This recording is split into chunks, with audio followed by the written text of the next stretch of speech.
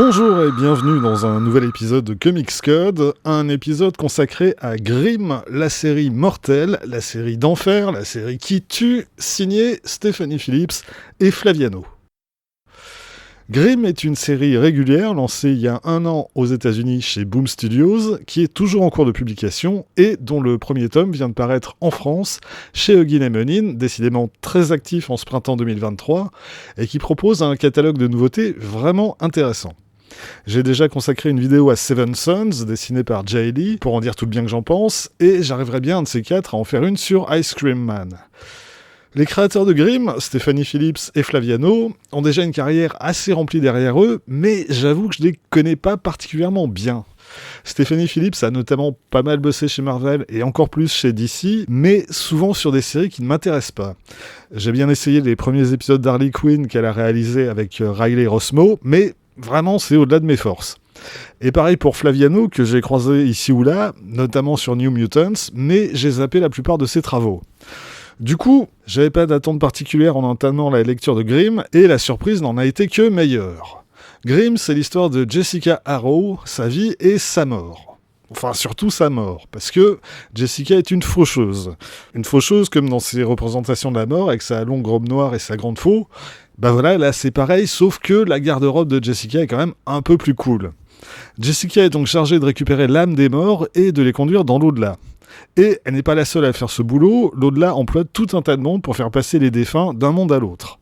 Ce qui distingue Jessica de l'ensemble de ses collègues, c'est qu'elle n'a aucun souvenir de l'époque où elle était vivante, ni de comment elle est morte.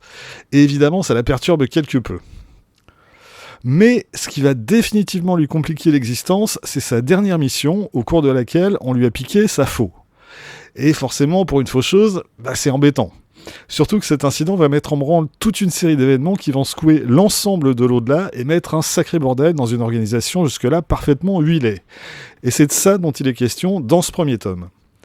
La mort sous ses différentes incarnations est un personnage qu'on a eu l'occasion de croiser assez fréquemment dans les comics, depuis la compagne de Thanos dans les années 70 jusqu'à sa version hindouiste dans Toutes les morts de Layla Starr, en passant par la frangine de Dream dans Sandman ou le sympathique Dave Jr. dans la série de Gary Whitta et Ted Naifeh. Bref, Stephanie Phillips n'est pas la première à s'aventurer sur ce terrain, mais sa version n'en est pas moins intéressante. L'au-delà nous est présenté comme une vaste administration avec ses employés, ses règles et ses devoirs. Rien de religieux dans cette vision, si ce n'est dans le regard de certains parmi ceux qui y sont confrontés. La mort est ici considérée sous son aspect le plus pragmatique, c'est-à-dire que c'est une tâche qui nécessite une grosse logistique et une grosse main-d'œuvre pour assurer le boulot. En raison du mystère qui entoure sa mort, Jessica occupe forcément une place à part au sein de cette organisation.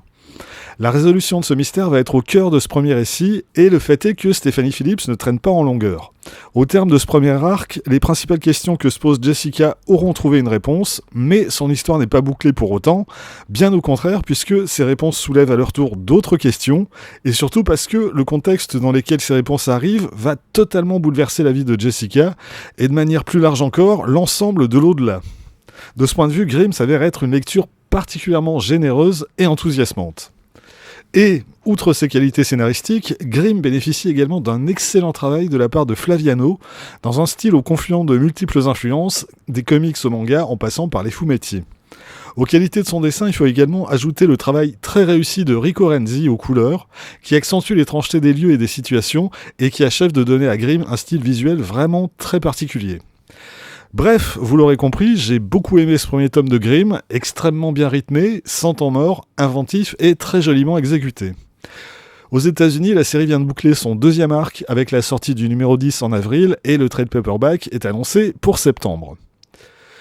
Voilà, c'est tout pour aujourd'hui, rendez-vous très vite pour la suite. D'ici là, vous pouvez vous abonner à cette chaîne, laisser un commentaire, partager cette vidéo sur les réseaux sociaux et surtout, lire des comics.